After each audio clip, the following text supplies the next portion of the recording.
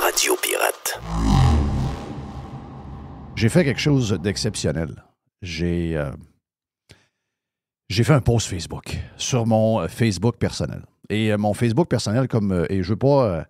je sais que des fois, il y a des qui m'ont écrit « Tu n'acceptes pas mon amitié ». Je fais pas comme plusieurs le font dans les personnalités médiatiques au public. Mon Facebook est assez privé, dans le sens que les gens que j'ai comme, entre guillemets, amis, sont des connaissances que je suis capable de rencontrer puis de saluer, avec qui j'ai probablement déjà pris une bière, joué une game de golf, etc. Été à l'école avec eux autres ou travaillé avec. Mais tu sais, j'ai pas de gens qui sont inconnus. J'ai peut-être pensé partir une petite page Jeff Fillion, mais je ne sais pas si j'ai le temps de m'occuper de ça. On verra. Peut-être que le temps est commencé, mais je n'ai pas encore mis d'énergie là-dessus. Mais tout ça pour vous dire que je ne me sers pas de ma page Facebook.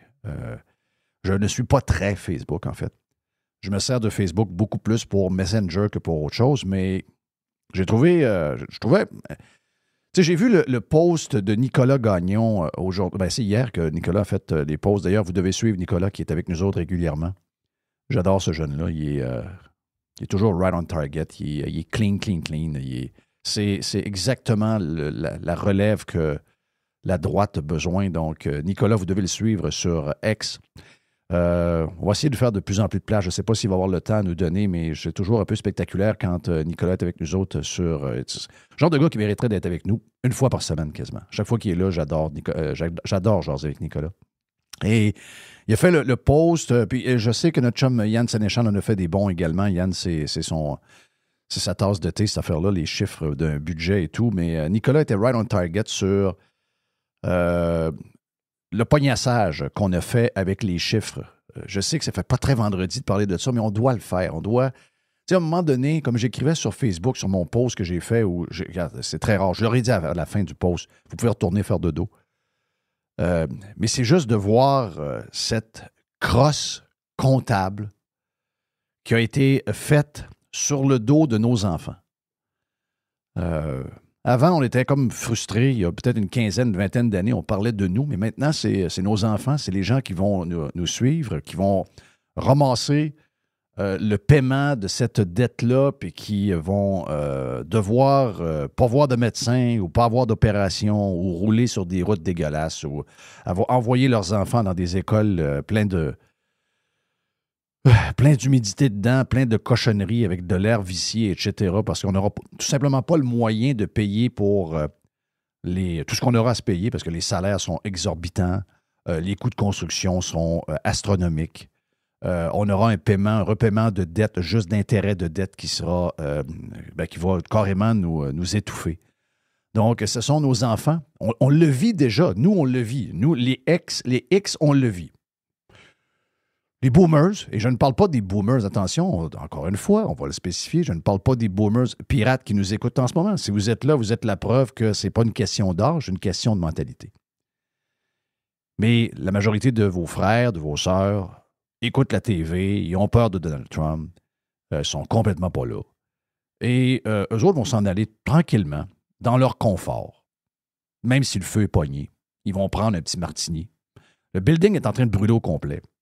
Un peu comme sur le Titanic. Quand l'orchestre continuait à jouer pendant que le bateau coulait, c'est exactement ce qui se passe.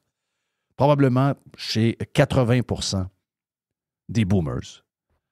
Incluant ceux que j'aime, là. Incluant nos parents, incluant notre famille, incluant des gens qu'on a connus quand on était tout jeunes.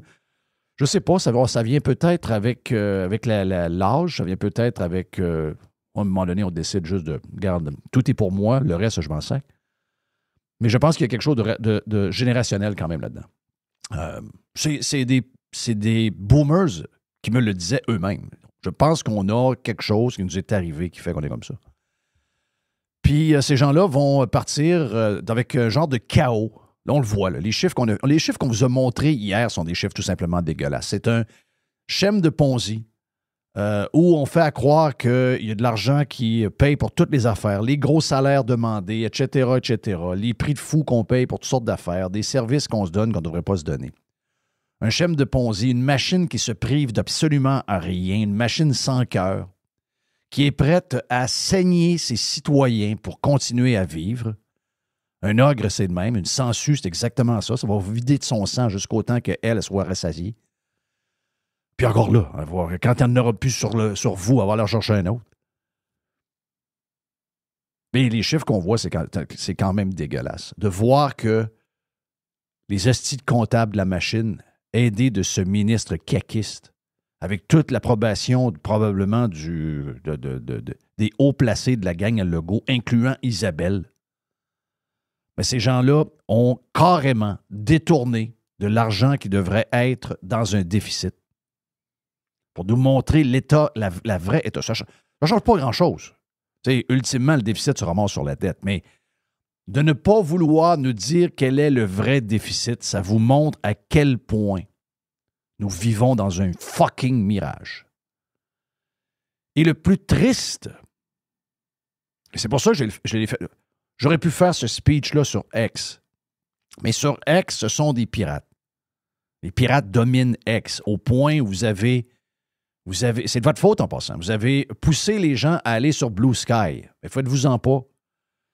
Des gens qui sont habitués de voir de la porn, de retomber dans un Playboy, ils vont trouver ça plate, là. Ils vont revenir, OK? Malheureusement, ils vont revenir, incluant le maire communiste de Laval.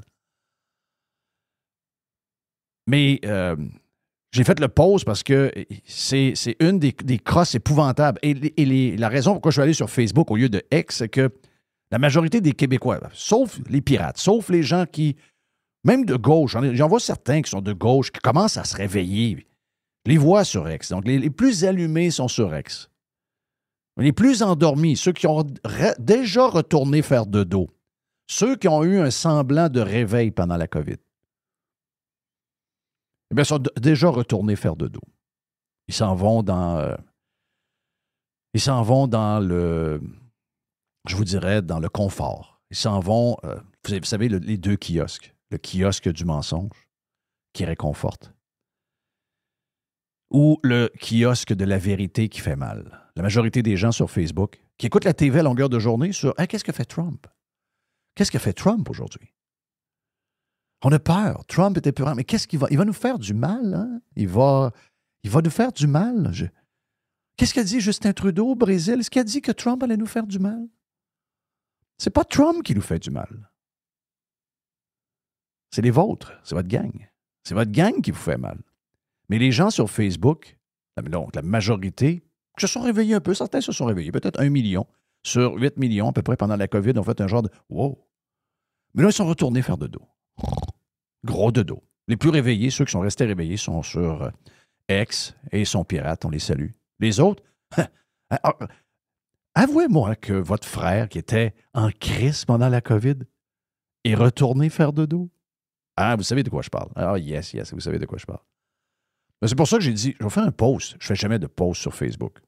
Anyway, peu de monde va le voir. J'ai à peu près 500 amis, puis on sait comment Facebook est fait. Que on ne voit pas nécessairement les posts, de ce que je comprends. Donc, on va voir quoi. Soit 59 likes, 69 likes. C'est une cochonnerie. Mais au moins, je l'ai fait. Parce qu'à un moment donné, il faut que ça finisse, Chris. Il va falloir qu'on se réveille au nom de nos enfants. On ne peut pas continuer ça au nom de nos enfants, au nom de ceux qui nous suivent. Je n'ai pas envie de passer pour un boomer dans 25 ans. Je n'ai pas envie que les jeunes qui nous suivent nous traitent de tous les noms parce qu'ils pensent qu'on n'a rien fait. Comme les boomers font rien. Je ne veux pas qu'on devienne les nouveaux boomers. Il faut, au nom de nos enfants, se réveiller un peu. Juste avoir une réaction. Moi, je ne vous demande même pas de vous en aller. Regarde, une des choses qu'on doit faire, c'est peut-être extrême pour certains, ça ne l'est pas pour moi. Je l'ai écrit sur X ce matin.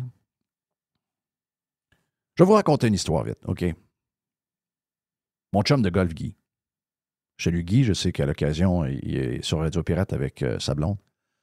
Donc, Guy, c'est un gars que j'adore. Homme d'affaires extraordinaire, camionneur, qui parti sa job de camionneur puis a bâti une superbe compagnie de transport incroyable. Donc, Guy, c'est quelqu'un que j'admire beaucoup.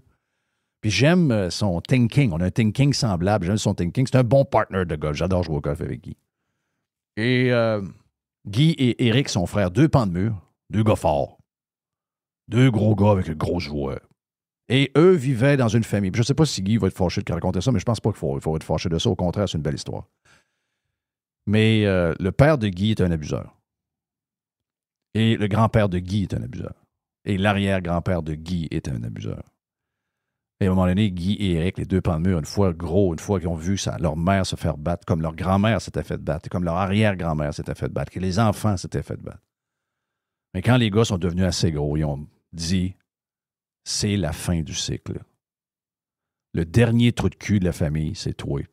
Et ils en ont collissé une, puis ils l'ont crissé dehors. Ils l'ont banni complètement. Et le cycle s'est terminé là. Donc, Michael, le fils à Guy, ne vit pas ça. Il ne vit pas ça. Il vit autre chose parce que Guy et Éric ont mis fin au cycle. Terminé. Ben moi, je pense que l'histoire de Nordvolt, c'est la claque à la gueule à notre mère de trop.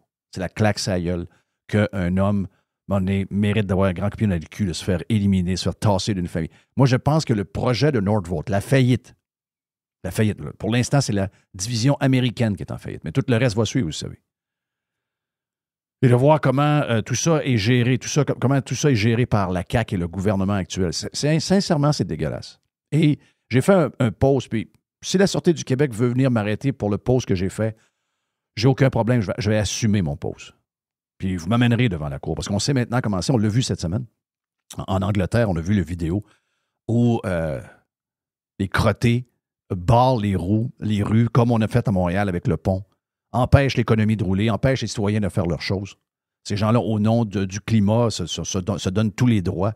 Et il y a un citoyen qui a une job, un genre de travailleur qui a une job, puis que lui, qui est payé à l'acte, puis que là, il est pogné en avant de cette affaire-là, jamais bien raide, décide de sortir de son camion, tasse les barricades qui se sont faites, pogne le monde à terre, les lève, les crisse sur le trottoir, les tasse pour que les chars se mettent à passer. La police arrive, et la police arrive le citoyen qui veut remettre l'ordre en place. Ça va pas bien, ça va pas bien pour le gouvernement de la Grande-Bretagne, ça va pas bien pour la police de la Grande-Bretagne, ça passe pas bien, cette histoire-là. Ben, si c'est le prix à payer que de dire et d'écrire ce que j'ai fait aujourd'hui sur X, parce que c'est trop extrême pour la société québécoise, ben so be it. Je m'assume.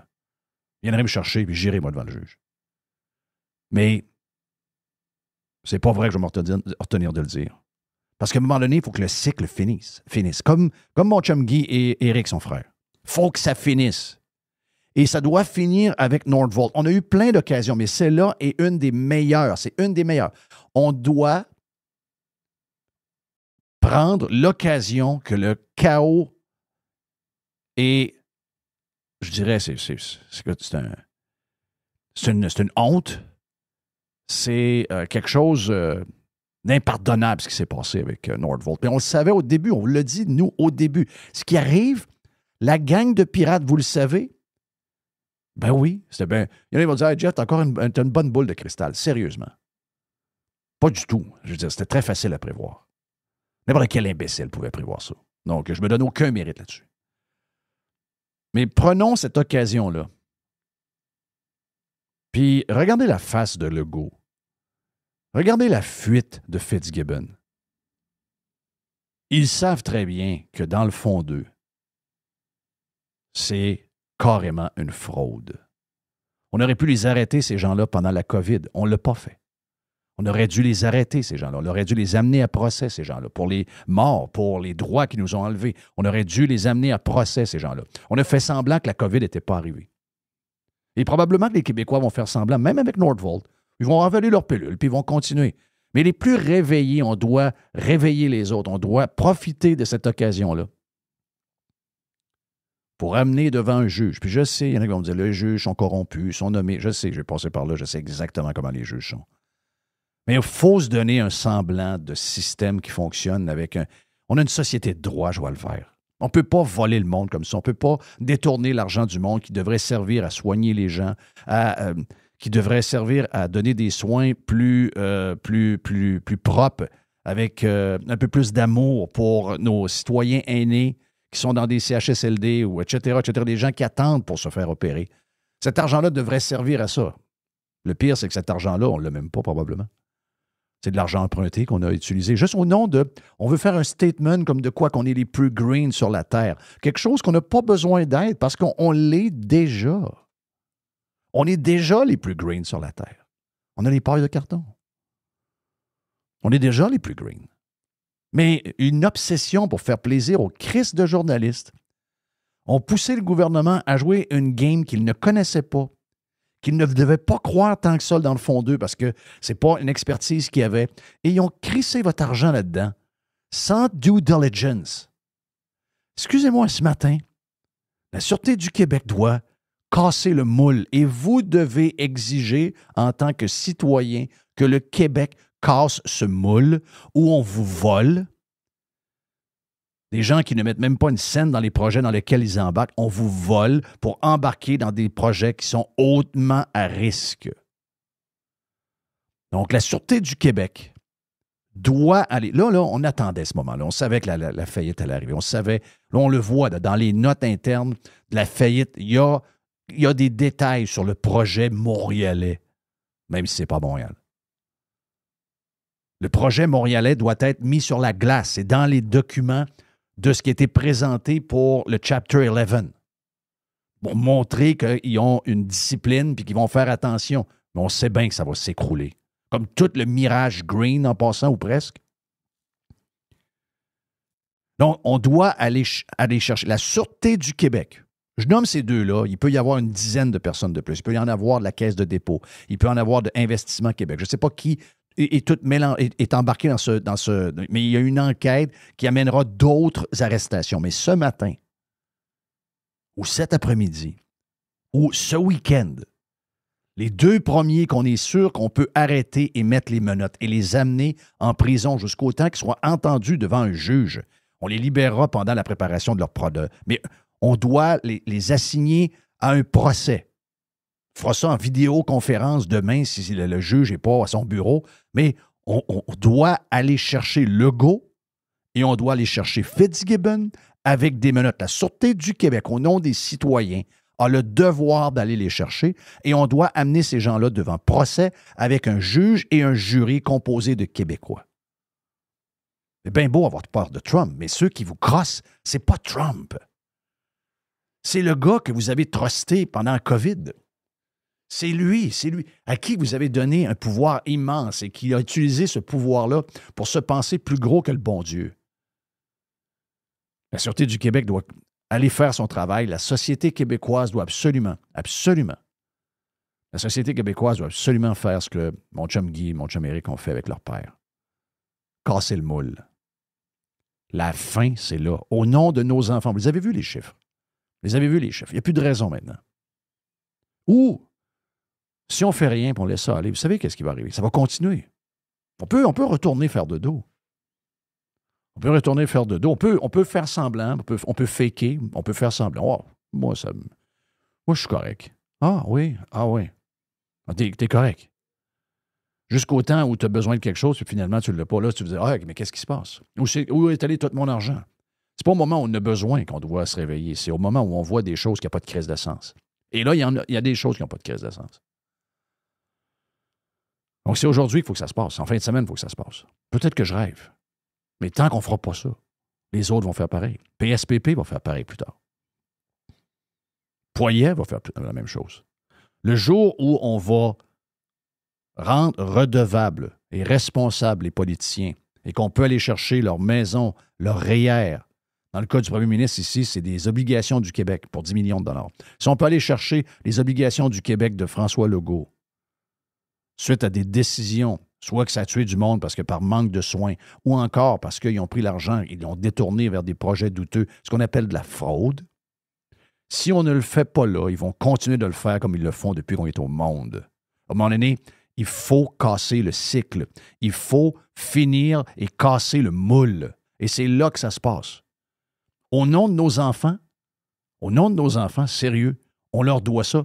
Il faut se réveiller. On peut s'en aller doucement comme les boomers sont en train de faire. On peut se mettre à écouter la TV toute la journée.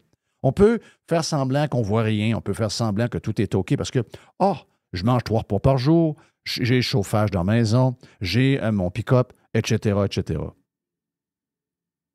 Mais est-ce qu'on veut être comme eux?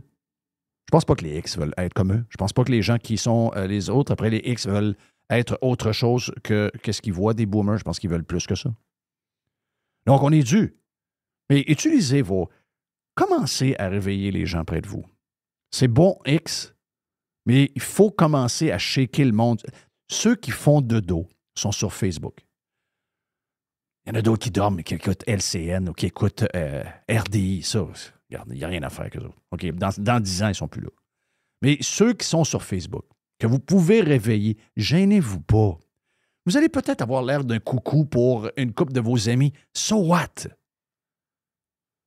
Les rebelles passent toujours pour du monde bizarre. Mais c'est souvent les rebelles qui réussissent à remettre la patente douette, là.